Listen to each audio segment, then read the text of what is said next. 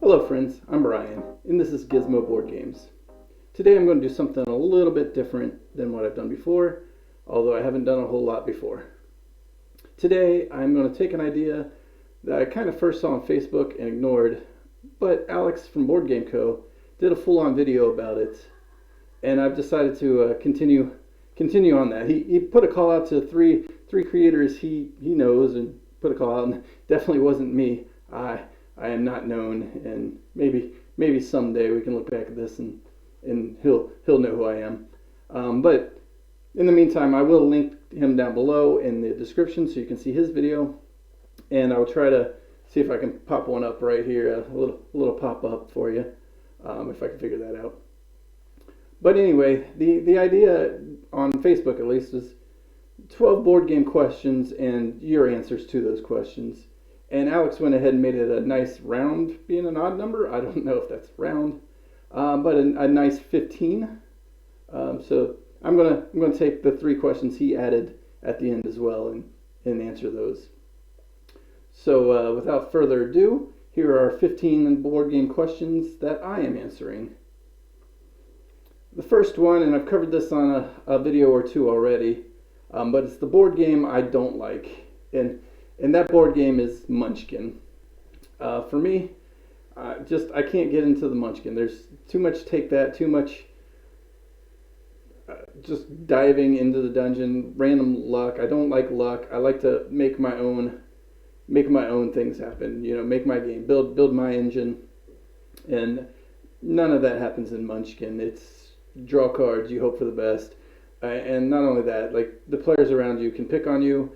And in the end, it kind of just sets up who wins, because if the player to the right or the player that gets picked on the most in the final round, can't get his or her victory condition, then the next player, if they're sitting on right there on the cusp of victory, nobody's got any cards left to take them on. And I just don't like a whole lot of the aspects of Munchkin. One thing I do like about Munchkin, not to fully put it down, is I do like some of the humor and the puns that are included in the cards and in the abilities, and I really do like that aspect of it. But as a game, it's not for me, and I have played it quite a few times, and I pretty much avoid playing it.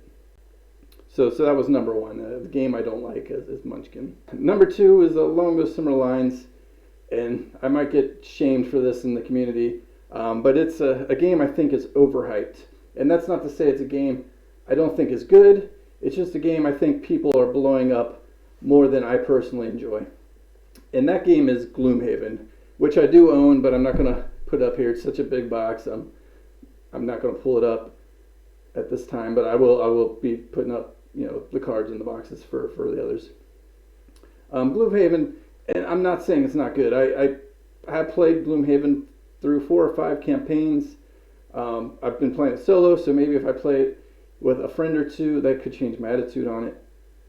But I just don't enjoy Gloomhaven for all the hassle. It takes a good half hour, 45 minutes to set up, and just as much to tear down almost.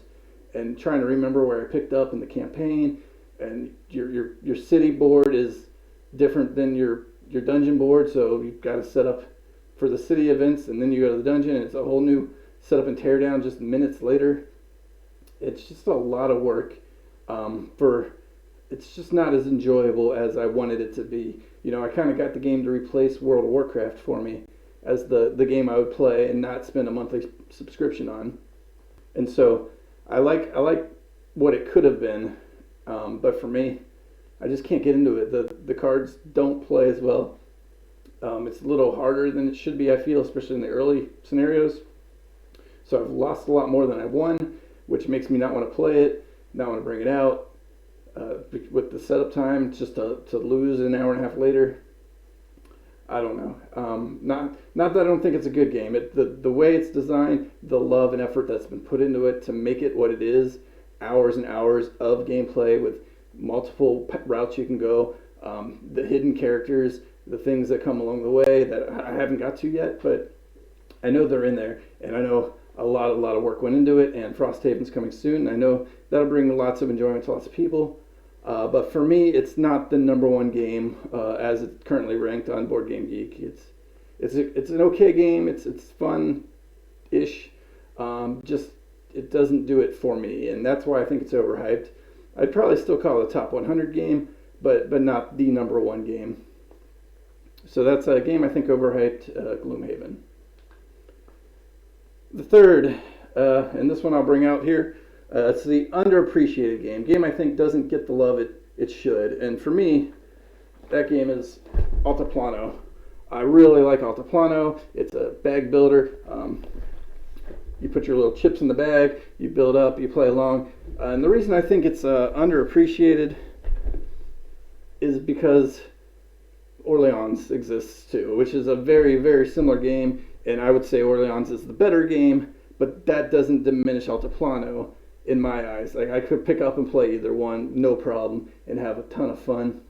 There's one aspect of Altiplano that I don't care for as much, and that is the moving, and it does build strategy, so I'm not totally against it like I've read some people are, but it is an aspect of it that could be done, I guess, differently, but for me it's alright, it doesn't matter.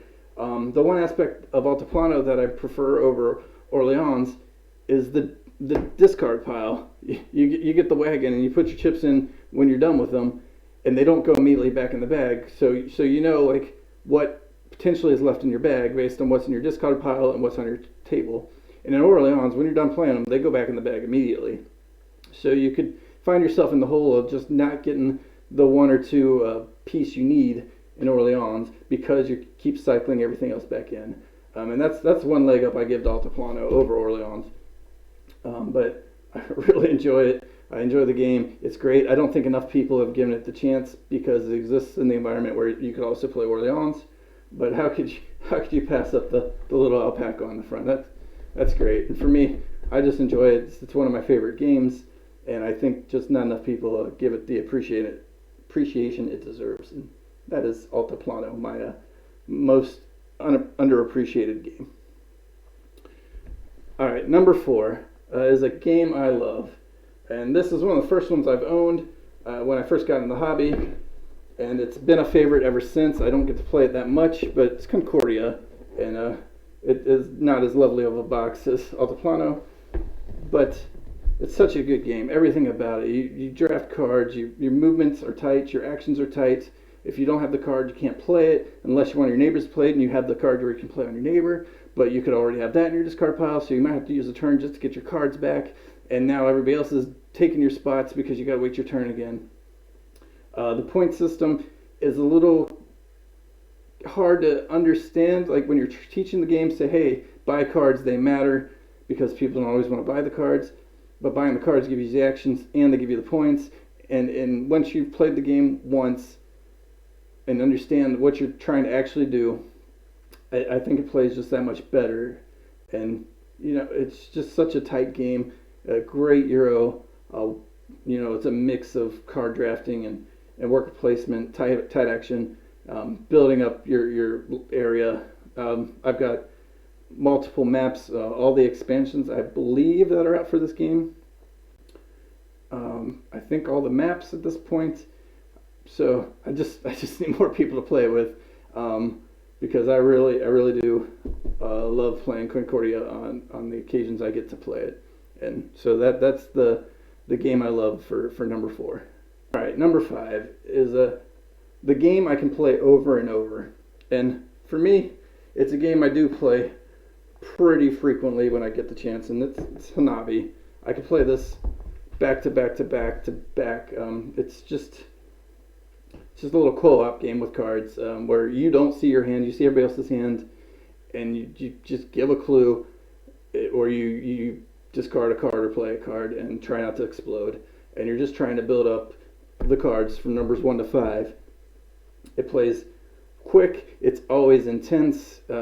You're always just trying to figure out what clue is the best clue to give, because you're down to just one clue left right now, and you've got 2 other people that you need to give a clue to, or it's like, what do they mean by the clue they just gave me, because they just wasted their last clue. So that clue had to mean something, right? And as soon as you're done playing it, you just want to shuffle it out and do better the next time. So yeah, that's Hanabi, a game I could play over and over again, and do play over and over again. Usually when I pull it out, it's just such a great little card game. All right, number 6 is the game I should play more, and this is one of the early games I bought. It's kind of an introductory game, and that's Stone Age. It's an introductory game to worker placement.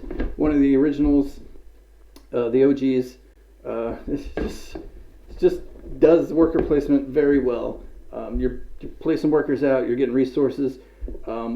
It has a little bit of the chance with the dice roll, and I'm usually against chance, but you can buy the tools to mitigate the chance. So just give yourself the better odds because of your decisions in the game. So it's such a fun game. It plays pretty quick, pretty easy. It doesn't take hard to teach it, but it is a bit to kind of figure out what you want to do and how to make your turns the best. And this is a game I played when I first got it, but I haven't played it much since then because I've got other worker placements and I just don't have the time. But I should pull out Stone Age more often, especially when I'm with a newer to gaming group, because it's a good teach instead of jumping straight into some of the others. So that's Stone Age, a game I should play more and just don't. All right, so number 7 is the game that got me into the hobby, and this is a tough call.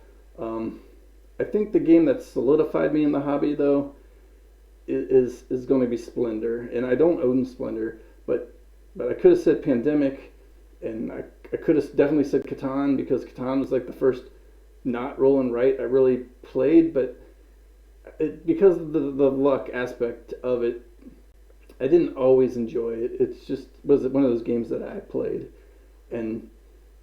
but then when I was introduced to Splendor, Splendor just gave me my own will of how I wanted to do it, how I wanted to generate my engine. It took all the luck out. Everything was on me and my fellow players stealing things from me. You're just building up your chips, your resources, and then you buy the tokens to make your engine better. So everything is just on your decisions in Splendor. And yes, I did play Pandemic a lot. I played Catan a lot. Great games that also got me into the hobby. But I think Splendor is the one that really got me looking for more games where I could make my own decisions and build my own engines and get the most out of the gameplay and not just be lucky. All right, with that out of the way, number 8 is a game that changed my life. And that game is one of the previously mentioned games from the last number, just the offshoot. And Pandemic Legacy, when that first came out, and I first played Pandemic Legacy, it definitely changed my life and changed how I knew board games could be played. Because I played Pandemic a ton of times, and I still have, and I still will. But the Legacy version of Pandemic, where every game was different, and I got rid of cards, and I had to work for cards I knew existed in the game that I no longer had, or maybe my funding was good, so I didn't get those cards. Playing with a group of friends where we had played Pandemic before, but not Legacy, and we pulled it out, and we knew how to play Pandemic, we thought, but then we were introduced to the monster that is the Legacy, and we were in a whole different world of Pandemic, and we were hooked, and I've been hooked. So much so that when we found out Pandemic Season 2 was releasing at Essen, that's what drove me and my buddy to go to Essen, was to be the first ones to have our hands on Season 2, so we could play that one as well. And I played through Season 1 and Season 2 twice each, with 2 different groups, and I've enjoyed it every time. I've got Season 0 on my shelf unplayed still, but we should be getting into that soon, I hope. You know who you are. If you're coming to play it, let's do it.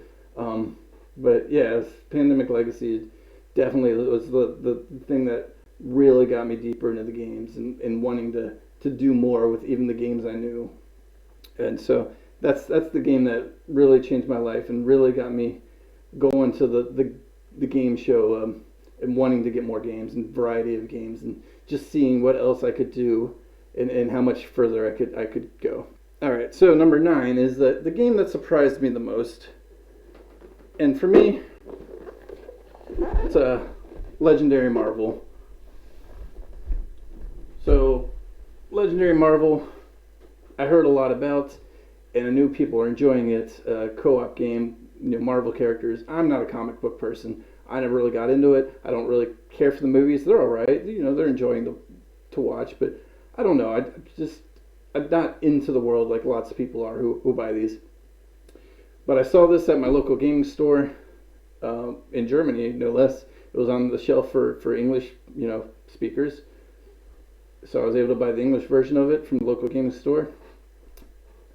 And when I bought it not for me, but for the people around me who I knew might not be into games as much, but could be into Marvel, could be into the IP. And I knew if I could get them to buy into the IP, maybe they'd buy into the game. And, maybe we could have fun together. And it worked. It got them in the IP, but the gameplay, I just really enjoy the gameplay. It's such a fun game, the deck builder, where you're trying to knock out the villains, and you're playing the heroes, you're drafting the heroes, you're drafting cards that play well. I played Marvel Legendaries so many times, and I've got 4 or 5 different expansions shoved in this box. This box right here is pretty much just the heroes and the side, some of the side cards, the schemes and whatnot, because I've got a box full of the villains and some of the other cards, and a whole separate smaller box. Yes, I've just played this a ton. It surprised me more than I thought, because I thought I was buying it for others to enjoy with me, and I enjoy it just as much. It's been a great addition to my collection ever since I bought it, and so that's the game that surprised me most, is Legendary, the Marvel version, which is the only version I own of the Legendary games. All right, number 10 is a guilty pleasure, and I don't know if I really should consider this a guilty pleasure because it's such a good game, but because it's kind of aimed at kids, I will consider it a guilty pleasure, and that's a Tale and Games, The Tortoise and the Hare. It's such a great game. You draft a hand, you race the 5 animals around, and you see who wins. You bet on one that you don't get a choice of, and one you do get a choice of, and based on where they finished, you add up points, and you see who won. It's just such a great little game. It's disguised in a box for kids, but I would play this with a group of adults, no problem. I'm sure we'd all have a good time. I don't really believe it's a guilty pleasure, but when I was looking around and thinking about the list, it's the one game that I guess I could say I'm a little guilty about if I were to pull it out with a group of like-aged players. But I think once we got into it, everybody would enjoy it, and no one would be guilty about it. But yeah, my guilty pleasure is Tale and Games, Tortoise and the Hare. All right, number 11 is the board game I should have already played, and I almost owned this game a couple times. It's on the shelf at my local game store. I think it's just the German version now, but I know they had the English version the few times I went back there a few years ago. And that is Through the Ages, or A New Story of Civilization. And the reason I should play it is because it hits all those blocks. It's highly rated. Not many people have spoken against it. If you go to BoardGameGeek.com, it's definitely, I don't know where exactly on the list right now, but it's always been up in the top 10 or 20. I'm a history major in college. I thought I was going to become a history teacher. That didn't pan out for me. But I still enjoy history and reading up on it and just historical based things. And Through the Ages is that. It's you're playing history. I used to play the Civilization games on the PC. And from what I hear, this is basically that in board game form. So that's a game I know I will enjoy, but I also know it's long and it's kind of a tough teach, and that's the reason I've kind of not bought it blind.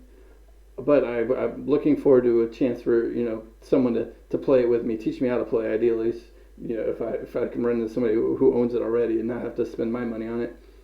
But I'm really looking forward to Through the Ages, and that's the game I should have already played and just haven't yet. All right, and the last of the 12 base questions is the game I'm most excited for. And if you're a board gamer and you follow the internet, you know that everybody's excited for Ark Nova, and that I've got it. I pre-ordered it. I've been told it's delayed, so waiting for my copy to come in. I have played it on a tabletop simulator. It's very good. I want the cards in hands. I want people to play with. I only played the solo version, but I can't wait to build the zoo and teach people how to play it, because I know it's going to be a top tier game for me for sure. It already is just from Tabletop Simulator. But yeah, it's just everything about the game really feeds into the gameplay I like to have, and I can't wait for the day it shows up. So that's the game I'm most excited for, as everybody in the world is, Ark Nova. All right, and then the three that Alex at Board Game Co. kind of added to the collection. So the first one, or number 13, I guess, overall, is a hot board game that I have no interest in. And I didn't really narrow it down to a singular game per se, although I kind of wrote Zombicide on my list. And I know there's the Marvel Zombies that just made like $1 bazillion on Kickstarter. But for me, I just don't have any interest in just those miniature-driven games, where to me, it just looks like I'm moving minis on a map and running them into each other. I haven't played one, so maybe I'm way off base here, but they don't have any appeal to me, from everything I can tell about them. I would much rather just build my engine and move my cubes across a counter, than have a bunch of expensive minis on a board. So that's the quote unquote the hot board game I have no interest in, is just any kind of miniature game in line with kind of Zombicide and the like. All right, number 14, my best memory while playing. And for me, I'm gonna get a little bit personal here. I guess that's kind of what the question is saying. But my dad died of cancer almost 2 years ago. And so in the couple of years before that, we were taking trips back to the States once or twice a year, to spend time with the family and whatnot, while he was going through what we thought was going to be a positive cancer treatment, and ended up not so. But one of the fondest memories I have was being there with my daughters and my mom and my dad, and I don't even remember who else playing with us, but we played Telestrations, and it was just a good family game. We had some laughs. My kids were able to play with my dad and my mom, and it's just a great experience. And that's the one that really popped in my mind, is just being there and playing Telestrations, and everybody in the family having a great time in what was kind of a rougher period of our lives. And finally, number 15 is my best backed Kickstarter, and I backed quite a few Kickstarters on the shelves here. I got Out of the Cats and Dinosaur Island, I think I backed the Kickstarter version of. I've had a few, but I think for my best backed one is the one I backed way late, and I backed season 2 just a month or two ago, and I'm waiting for that to come in. But that's a Final Girl. It's a great game. I didn't know anything about it while I was active on Kickstarter, but all the reviews coming in after the fact really made it sound like something I would enjoy. And as someone who plays solo a lot, it sounded right up my alley. So I was able to order a few of the chapters in the base box in December. And once it arrived, right around holidays, New Year, I played through it 5, 6, 7 times, and every time it's been fun. I've only won once, but I'm waiting for the rest to show up again, just so there's all that much more content and variety. It plays pretty quick. It's easy setup, easy tear down for the most part. So I can play a game in 30, 45 minutes by myself. I don't need anyone else. It doesn't take a lot of time, and it always brings me enjoyment, even when I lose. It's great. It's playing through the Final Girl and trying to survive the the horror to win the game and be the last one standing. And so that's it. That's the 15 board game questions answered, or my take on it. Again, thanks to Alex at Board Game Co. for hopefully allowing me to steal his idea. He never responded to me when I said I might do this, but hopefully he has no problem with it. And again, I linked him below, and maybe I popped him up here for a quick out for you. But yeah, please share yours if you're in a board game group on Facebook, or down in the comments below. And if you like this video and you want to see more, please give it a thumbs up and hit the subscribe and tell your friends if you think they'd enjoy it too. And thanks for watching.